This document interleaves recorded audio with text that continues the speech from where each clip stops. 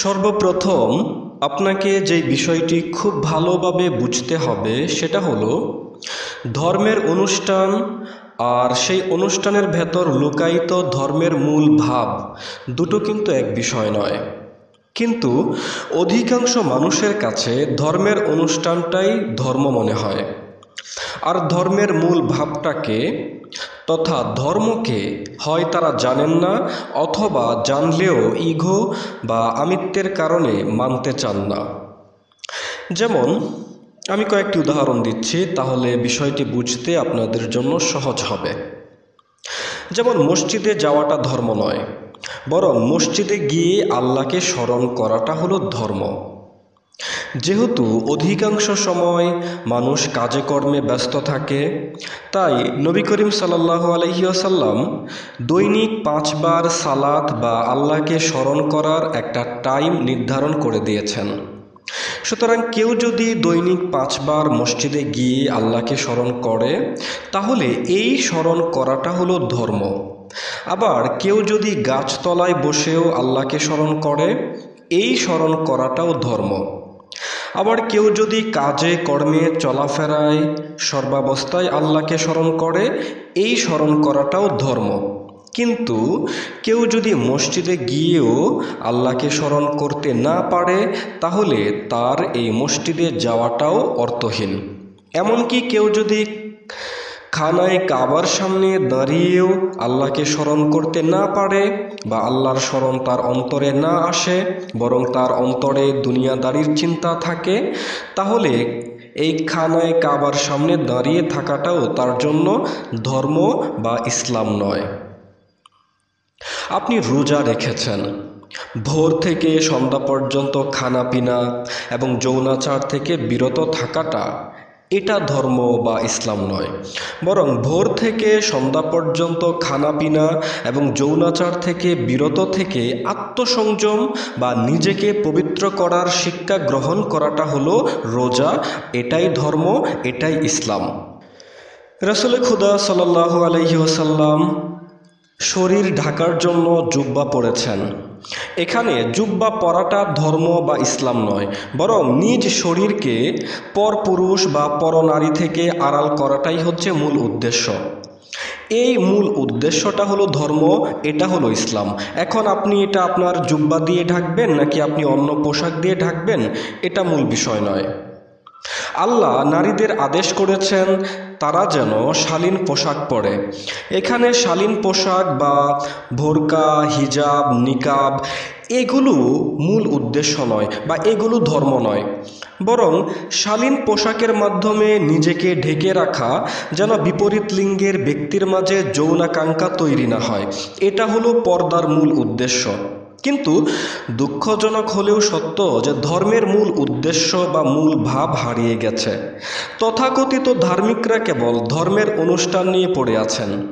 তাই ওনারা ঝগড়া করেন আমিন জোরে হবে না আস্তে হবে, তারাবির নামাজ 20 রাকাত হবে নাকি 8 রাকাত হবে, জানাজার পরে দোয়া করা জায়েজ নাকি জায়েজ নয়, ফরজ নামাজের পরে সম্মিলিত মুনাজাত করা জায়েজ নাকি বিদাত, ইত্যাদি বিষয়ে।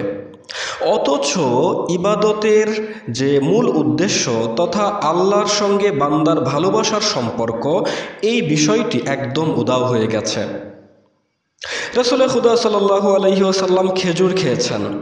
খেজুর খাওয়াটা ইসলাম নয়, বরং হালাল খাদ্য খাওয়াটা ইসলাম। এখন সেটা খেজুরও হতে পারে, ভাতও হতে পারে, অন্য কিছুও হতে পারে। রাসূল সাল্লাল্লাহু আলাইহি ওয়াসাল্লাম পিতামাতার সেবা করতে বলেছেন। পিতামাতার সেবা করে পিতামাতার মন জয় করা, কিংবা মানুষকে দেখানো যে দেখুন আমি আমার পিতামাতার খুব ভক্ত, আমার পিতামাতার সেবা করছি, এটা ইসলাম নয়, বরং পিতামাতার সেবার মাধ্যমে আল্লাহর সন্তুষ্টি অর্জন করাটার নাম হচ্ছে ইসলাম, এটা হলো ধর্ম। পশু জবাই করে কুরবানি করাটা হলো কুরবানির অনুষ্ঠান মাত্র।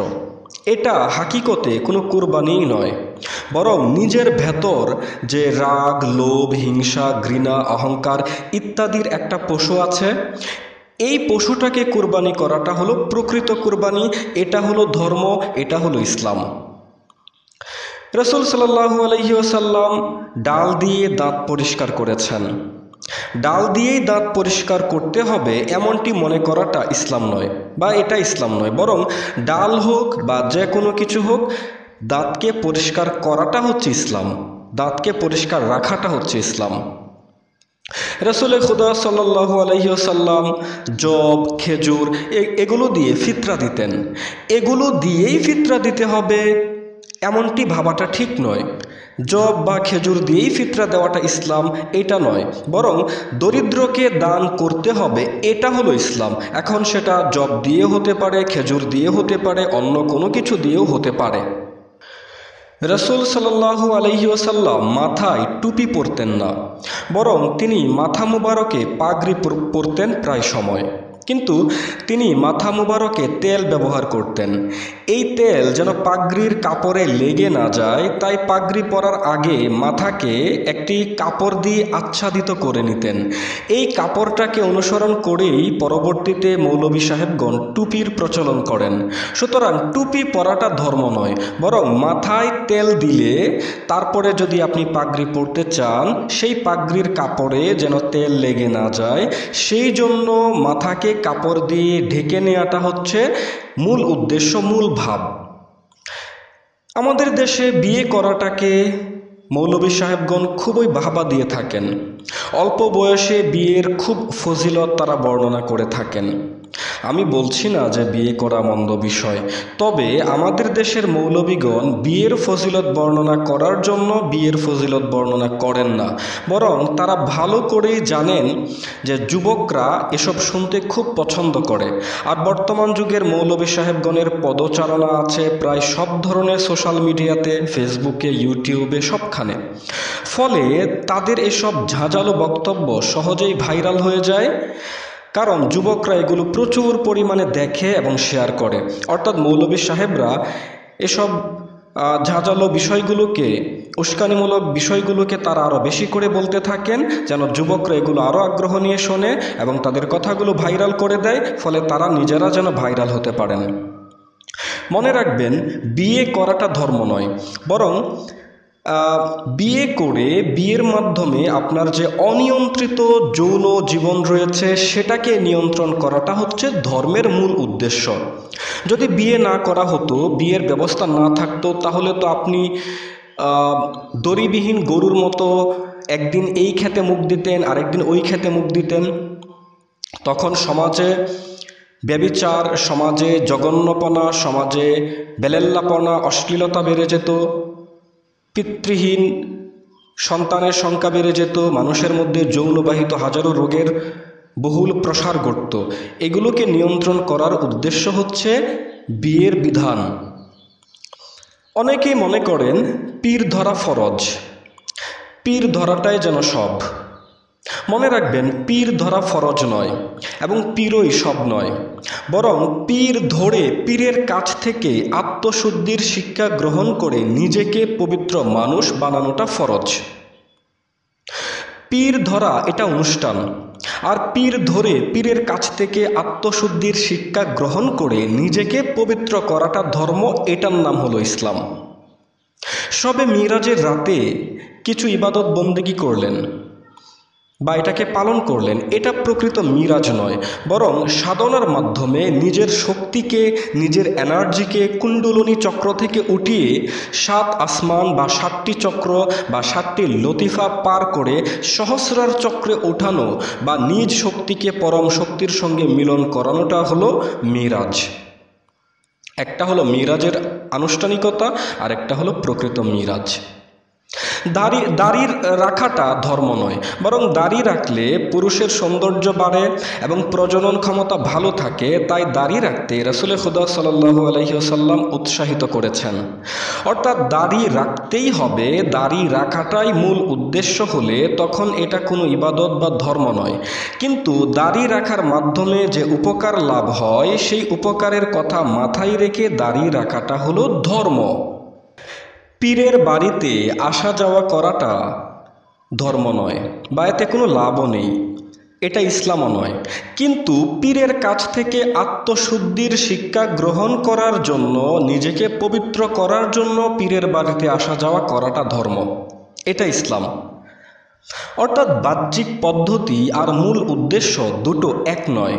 পদ্ধতি নিয়ে তথাকথিত ধার্মিকরা পড়ে আছেন, আর মূল উদ্দেশ্য ভুলে গেছেন অধিকাংশ মানুষ।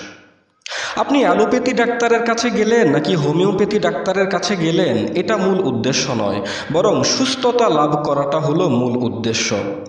কিন্তু যাদের কাছে অনুষ্ঠানই ধর্ম, তারা প্রকৃত ধার্মিকগণকে কটু কথা বলে থাকেন অনেক সময়।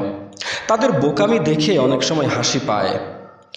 মনে রাখবেন, মাজার জিয়ারতে যাওয়াটা ধর্ম নয়, বরং মাজার জিয়ারতে গিয়ে যেন হৃদয়টা পবিত্র হয়, যেন নিজেকে পবিত্র করার আরও বেশি আগ্রহ ভেতর থেকে জন্ম লাভ করে, এই উদ্দেশ্যে মাজারে যাওয়াটা ধর্ম, এটা ইসলাম।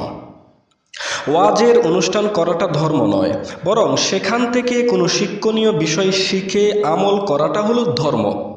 কিন্তু অধিকাংশ মানুষ তো অনুষ্ঠান নিয়েই পড়ে আছেন।